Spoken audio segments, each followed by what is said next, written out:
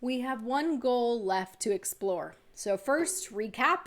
What are the 7 goals that economies have? So number 1 was improve standard of living. How do we measure that? GNI per capita. We look at the Human Development Index, poverty rate, education rate. Second thing, economic growth. How do we measure it? Real GDP per capita. All right, third one. Full employment. How do we measure it? We look at the unemployment rate, and we're looking for an unemployment rate that is 4 to 6.4%. All right, number 4, stable prices. And here we're looking at the inflation rate. So how much is that bundle of goods, the consumer price index, changing over time? And in Canada, we like to keep those price increases between 1 and 3%. We don't want negative. We don't want prices to fall because that's economic contraction, negative growth. We want economic growth, but not too much, too quickly that things get too expensive. So keep inflation between 1 and 3%. All right, so standard of living, economic growth, full employment, stable prices. What was number 5? Number 5 was a balance of trade. We looked at exports and imports, and we prefer a trade surplus because that means more money is coming in than going out. All right, and then number 6 was an equitable distribution of income. We looked at the Lorenz curve and the Gini coefficient to see how countries compared in terms of that disparity between the rich and the poor. Which brings us to our last goal, which is a manageable debt and deficit. So when we talk about a deficit, we are looking at the budget of the government and we are comparing their spending, so G, government spending, versus taxation. If the government spends more than it brings in tax revenue, then we have deficit spending. So how can a government do deficit spending? Well, it's borrowing, and it will issue bonds, which it sells to the Bank of Canada, and the Bank of Canada can sell that to investors. It's an IOU that accumulates interest that the government has to pay back to those who hold those bonds. So the government can spend more than they make in tax revenue in a period of time. They can do deficit spending. If government spending is less than tax revenue, then we have a budget surplus. So we can have a budget deficit or a budget surplus. If there's a budget surplus, then the amount of money coming in tax revenue is more than the government is spending. Now, if the government does deficit spending year after year, it accumulates, and this is debt.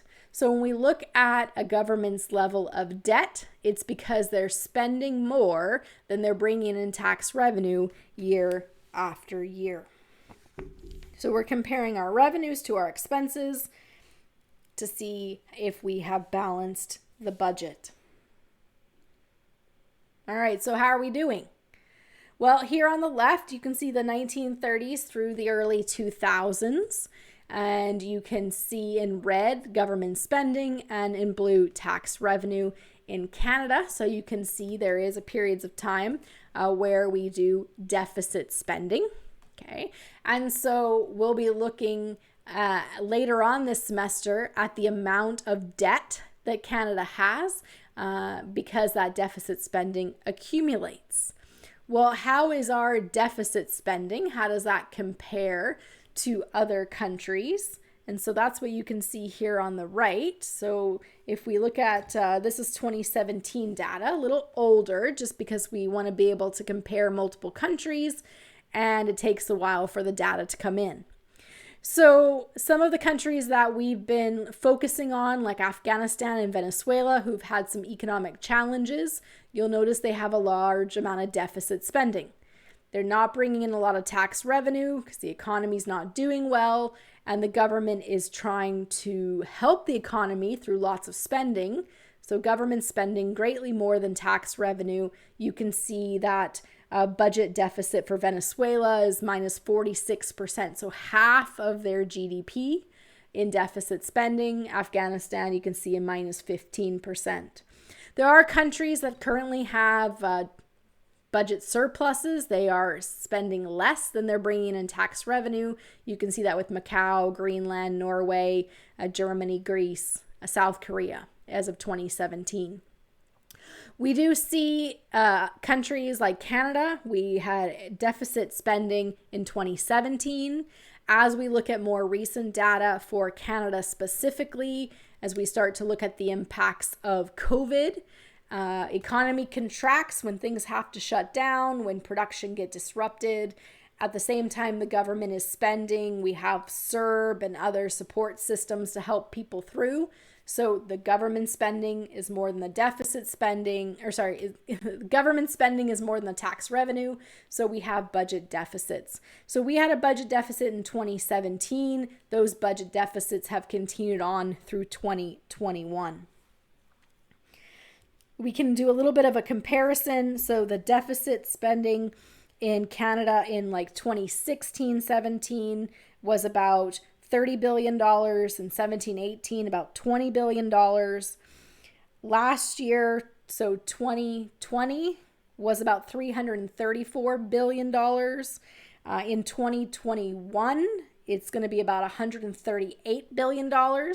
So you can see that deficit spending during peak pandemic, a lot of people not working, government spending is high, tax revenue is low, because remember, most of our taxes are income taxes. So a lot of deficit spending in 2020, and then as the economy starts to recover, people make more income, they pay more in tax revenue, the government spends less on support programs, transfer payments, and so now we're looking at deficit spending for 2021 at about $138 billion.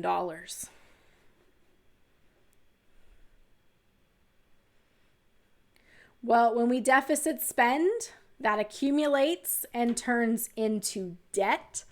So this is gross debt to GDP ratio, so as a percentage of our GDP.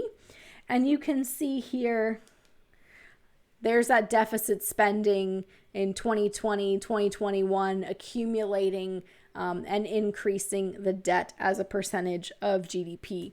Now, here we have, when we look at Canada, we're looking at federal spending versus that tax revenue, but also provincial spending and tax revenue as we look at the debt. And so you can see how our debt was increasing a little bit and then spiked because of the deficit, the large deficits during COVID, right? Because if in 16, 17 and 17, 18, our deficit spending was around 20-30 billion and then shot up to 335 billion in 2020, that can have a big steep impact on adding to the debt. As a comparison, here you can see the US debt to GDP ratio.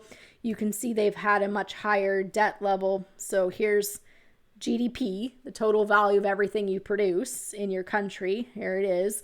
You can see that back to that 2008 recession, they've had a debt level above their GDP, above the total value of everything they produce.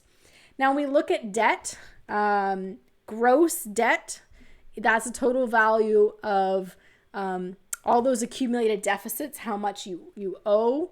There are other ways to calculate debt. It doesn't have to be gross debt. You could have net debt. Net debt is where we would subtract from that debt all of our assets. So we could liquidate our parks, our museums, our airports and shipping ports, sell all that, and your net debt would be considerably lower. We'll look this semester at how much debt can a country have. There's a big debate among economists as to how much debt is okay, and we'll talk more about that this semester.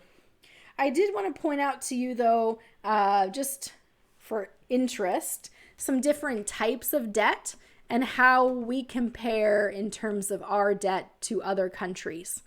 So this graph that you see here shows the public debt, so government debt, as a percentage of GDP back in 2010. And the reason that I want to show you this is because remember there was a 2008, 2009 Great Recession. And so a Great Recession, economy contracts, people get laid off, you get less income, you pay less income tax. At the same time, the government is trying to stimulate the economy with fiscal policy, and so they increase government spending. Deficits, accumulate deficits, become debt. Now, the European Union has some rules about your level of debt you can have to join the European Union. So you cannot join the European Union if your gross debt is more than 90% of your GDP. And what you see here are many members of the European Union, and notice all of the ones that are that kind of orange pinky color, right? These last two here. These are all countries that in 2010 would not have qualified to be in the European Union. In fact, most countries today that are in the European Union don't qualify to join the European Union because their debt is so high. More and more countries have more and more debt. And so we're going to be looking at the impact of that debt this semester. But there are different types of debt. So we want to separate them out. We have what is called structural debt. Structural debt is when government spending is more than tax revenue. So we have deficit spending even in the good years. So we're going to be looking this semester at business cycles. So let's draw a business cycle here. The economy expands, unemployment falls, economic growth hits a peak, then starts to contract. People get laid off, less is produced, unemployment rate goes up. Hits a trough, starts back up again. Structural debt is when you deficit spend, yes, when the economy is contracting and you're trying to help get out of that recession, but also when the economy is growing and things are going well. So structural debt is deficit spending in the good years and the bad years. It just keeps accumulating. In comparison, cyclical debt is when government spending is more than tax revenue in the poor years, during the recession when the economy is contracting, and then you pay it off in the good years. So in our business cycle we see here, we would have that deficit spending when the economy is contracting, less income, less tax revenue, government spends to help stimulate the economy. But when things get better and the economy starts to grow, then we have more tax revenue coming in.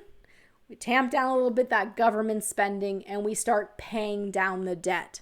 So cyclical debt is when you're accumulating, deficits are turning into debt in those poor years, but we start to pay it down in the good years.